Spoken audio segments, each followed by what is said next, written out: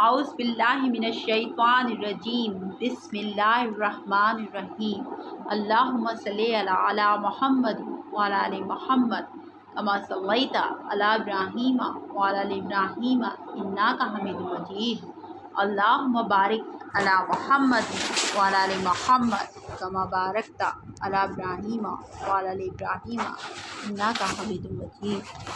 अस्सलाम वालेकुम मेरे मुअज़्ज़ज़ सामीईन, मेरी प्यारी बहनों, मेरे प्यारे भाई, उम्मीद है कि आप सब खैरियत से होंगे। जब हर रास्ता बंद हो जाए तो आप मायूस ना हों, बल्कि ये आयत और एक सूरत पढ़ लें। इस वजीफ़े को पढ़ने के बाद आप ख़ुद अल्लाह की मदद को आते देखेंगे।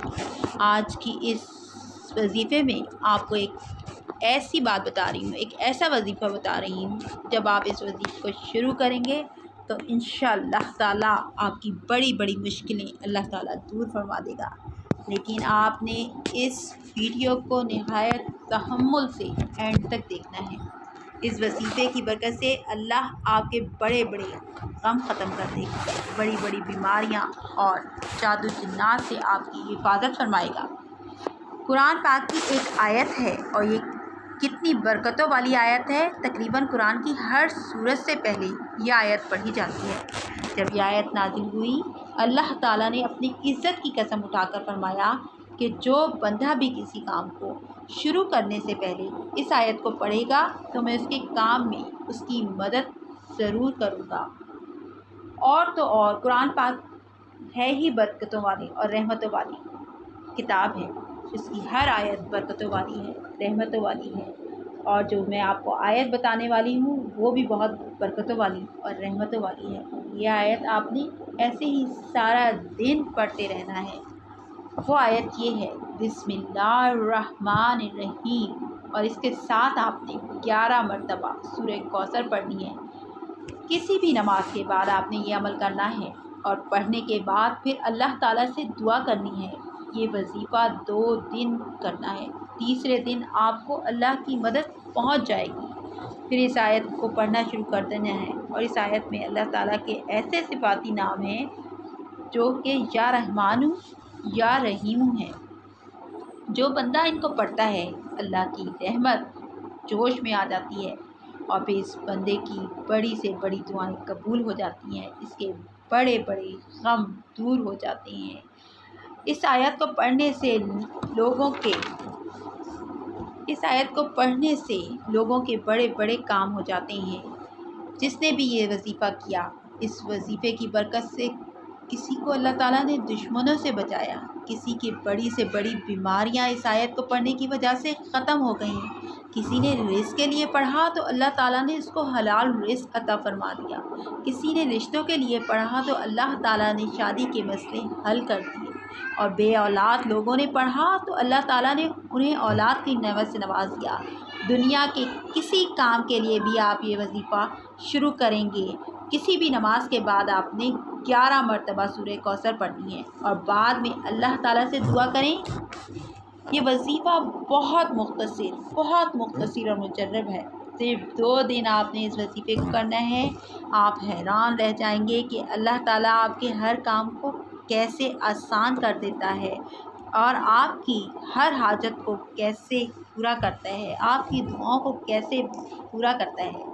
लेकिन इसके साथ साथ आपने 5 वक्त की नमाज का ख्याल रखना है। 5 वक्त की नमाज लाजमी आपने अदा करनी है, क्योंकि अगर आप नमाज की पाबंदी करेंगे तो अल्लाह ताला आपकी दुआओं को जल्द से जल्द कबूल करेगा। क्योंकि फ़र्ज़ नमाज जो अदा करता है अल्लाह ताला उसकी दुआओं को जल्द कबूल करता है, क्योंकि पहले फ़र्ज़ नमाज है, उसके बाद ये नवाफिल और वज़ाइफ़ हैं। वज़ाइफ़ भी तभी कामयाब होते हैं, पुरअसर होते हैं, जब हम अल्लाह ताला को खुश रखेंगे और नमाज अदा करेंगे। रसूल अकरम सल्लल्लाहु अलैहि वसल्लम ने फरमाया, अगर लोगों को मालूम हो जाए कि अज़ान और सफ़े अव्वल में कितना सवाब है और फिर उन्हें उसके हासिल करने के लिए कुरानदाज़ी भी करनी पड़े तो वो कुरानदाज़ी भी करेंगे। अगर उन्हें मालूम हो जाए कि नमाज सवेरे पढ़ने में कितना सवाब है तो लोग एक दूसरे से सबकत करने लगेंगे। اگر انہیں معلوم ہو جائے کہ عشاء اور صبح کی کتنی فضیلتیں ہیں تو اگر انہیں گھٹنوں کے بل بھی آنا پڑے تو وہ آئیں گے۔ تو آپ نے نماز کا بہت زیادہ خیال رکھنا ہے، بہت زیادہ پابندی کے ساتھ نماز ادا کرنی ہے، تاکہ آپ جو ہے دعا کو اپنی اللہ تعالیٰ سے منوا سکیں، اپنی بات کو اللہ تعالیٰ سے منوا سکیں۔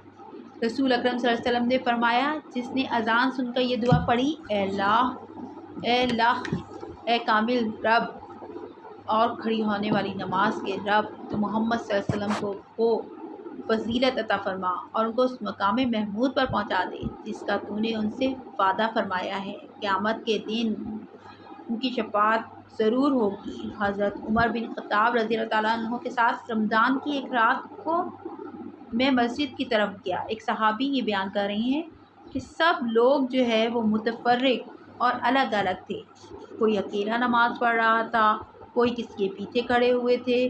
تو اس پر عمر رضی اللہ تعالیٰ نے فرمایا، میرا خیال ہے کہ اگر تمام لوگوں کو ایک دوسرے کے قریب، ایک دوسرے کے پیچھے جمع کر دوں تو زیادہ اچھا ہوگا۔ چنانچہ آپ نے یہی ٹھان کر ابی بن ابی کعب کو ان کا امام بنایا۔ پھر ایک رات ان کے ساتھ نکلا تو دیکھا کہ لوگ اپنے امام کے پیچھے نماز تراویح پڑھ رہے ہیں۔ حضرت عمر رضی اللہ تعالیٰ عنہ نے فرمایا کہ یہ نیا طریقہ بہتر اور مناسب ہے۔ اس سے ثابت ہوا کہ نمازوں کی پابندی کرنی چاہیے اور باجماعت نماز ادا کرنی چاہیے، کیونکہ باجماعت نماز ادا کرنے کا جو ثواب ہے وہ اکیلے نماز ادا کرنے سے بہت زیادہ ہے۔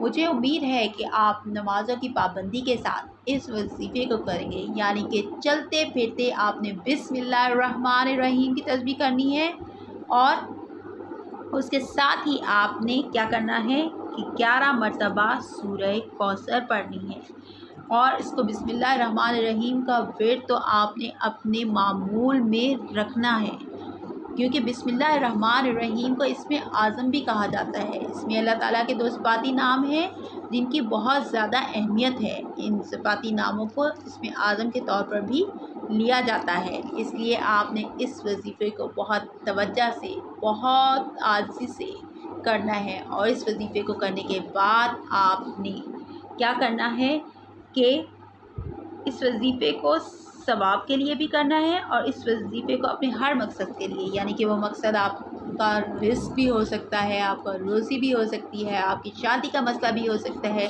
یہ سارے مسائل آپ کے حل کرنے میں اللہ تعالیٰ آپ کی مدد فرمائے گا، کیونکہ یہ ایک اسم اعظم ہے، اور اسم اعظم کو لے کر جو دعا مانگی جائے اللہ تعالیٰ ان دعاؤں کو فوری طور پر قبول کرتا ہے۔ مجھے یقین ہے کہ آپ اس وظیفے کو لازمی اسی طریقے سے کریں گے جیسے میں نے آپ کو بتایا ہے۔ اس کے ساتھ ہی سائمہ اسلامک آفیشیل سائمہ شیخ کو اجازت دیجیے۔ اللہ حافظ۔ میرے چینل کو لائک کرنا اور سبسکرائب کرنا مت بھولیے گا۔